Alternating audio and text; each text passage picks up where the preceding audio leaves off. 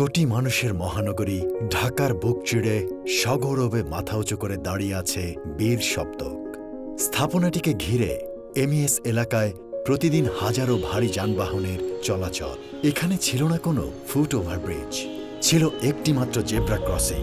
সাধারণ পথচারী সহ শহীদ রমিজউদ্দিন ক্যান্টনমেন্ট স্কুল অ্যান্ড কলেজের ছাত্রছাত্রী এবং নিকটস্থ কুর্মিটোলা জেনারেল হাসপাতাল সেবা নিতে আসা সকলেই তীব্র ঝুঁকি নিয়ে ব্যস্ততম মহাসড়কটি পার হতো।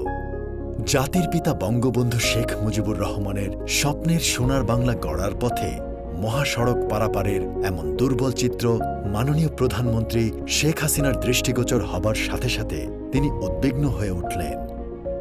মাননীয় প্রধানমন্ত্রীর পরিকল্পনা ও দিক নির্দেশনায় সড়ক পরিবহন ও সেতু মন্ত্রণালয়ের তত্ত্বাবধানে দ্রুততার সাথে একটি আন্ডারপাস নির্মাণের সিদ্ধান্ত গৃহীত হয়।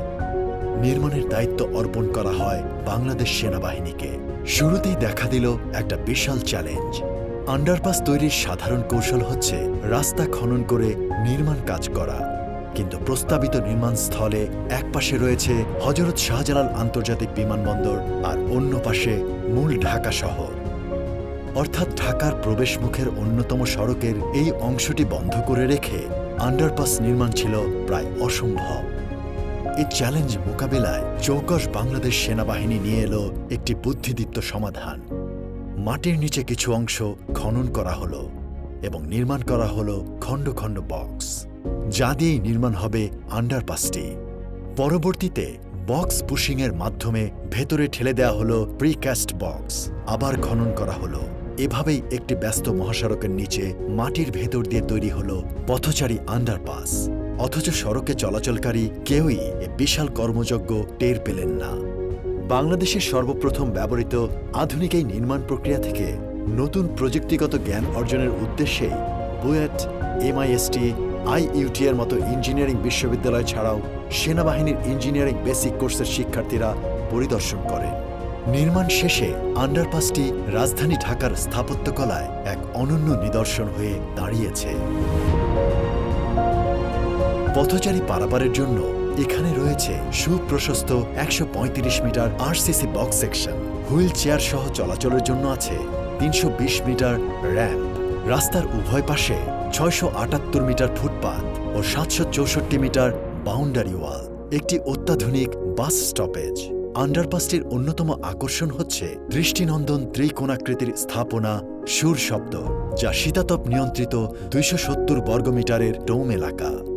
সুর শব্দ তার অঙ্গে ফুটিয়ে তুলেছে বাংলাদেশের গৌরবময় ইতিহাসের প্রেক্ষাপট, যার মূল ভাবনা হল স্বপ্ন, মুক্তিযুদ্ধ ও সমৃদ্ধি।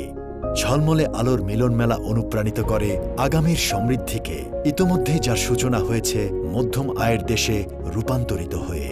সাফল্যের এই ধারাবাহিকতায় রূপকল্প ২০৪১ বাস্তবায়নে বিশ্বমানের নবনির্মিত ও পথচারী আন্ডারপাসটি কোমলমতি শিক্ষার্থীদেরকে শুধুমাত্র সড়ক দুর্ঘটনার ঝুঁকি থেকেই দূরে রাখবে না, জানিয়ে দেবে জাতির বর্ণাঢ্য ইতিহাস এবং দেখাবে বিশ্বকাতারে এক উন্নত দেশ গড়ার স্বপ্ন। একই সাথে সেবা প্রত্যাশী রোগী, সিনিয়র সিটিজেন ও ফিজিক্যালি চ্যালেঞ্জড ব্যক্তিদের মহাসড়ক পারাপারের সেরা সমাধান হয়ে উঠবে এই আন্ডারপাসটি।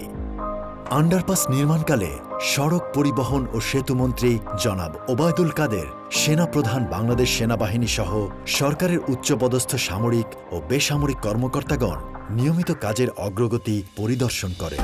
24 ইঞ্জিনিয়ার কনস্ট্রাকশন ব্রিগেড তথা 25 ইসিবির প্রতিটি সেনা সদস্য অক্লান্ত পরিশ্রম এবং দেশের প্রতি অকৃত্রিম ভালোবাসা নিয়ে জাতীয় উন্নয়নমূলক বিভিন্ন ধরনের প্রকল্পে অংশগ্রহণ করে চলেছে।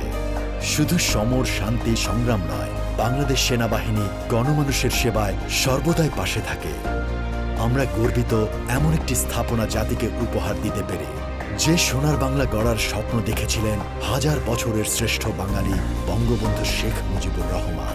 সেই একই স্বপ্নকে সত্যি করার লক্ষ্যে ঢাকাবাসীর জন্য বঙ্গবন্ধু কন্যা জননেত্রী শেখ হাসিনার পক্ষ থেকে সুর সপ্তক ও পথচারী আন্ডারপাসটি মুজিব শতবর্ষের উপহার।